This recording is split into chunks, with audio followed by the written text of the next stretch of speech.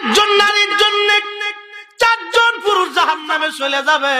ও মা বোনেরা শুনে যান, আপনার জন্য আমি জাহান্নামে যাইতে চাই না রে মা, যাইতে চাই না রে বোন, যাইতে চাই না রে মেয়ে।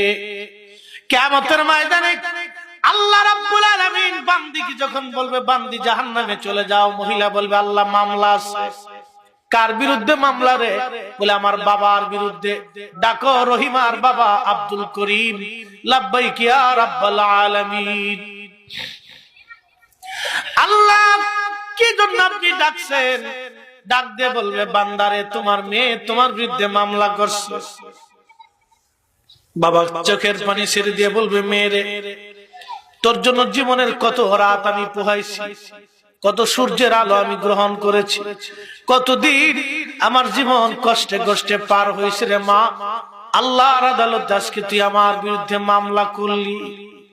তখন মেয়ে বলবে আব্বাজান আজকে আমি জাহান্নামে চলে যাই বাবা।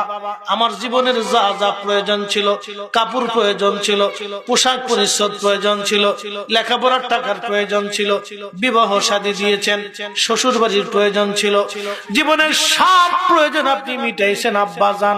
কোরআন শিখান নাই, নামাজ শিখান নাই আব্বাজান, পর্দা পুশিতা শিখান নাই। যদি আজকে শিখাইতেন গো বাবা, আমি মেয়ে জাহান্নামে যাইতাম না। আব্বা গো আপনার বিরুদ্ধে আমার মামলা, বিচার আল্লাহর কাছে। আল্লাহ বলবো বান্দা তুমি তোমার মেয়ের সাথে জাহান্নামে চলে যাও। কিচ্ছু করার নেই বাবা। আমি আপনাকে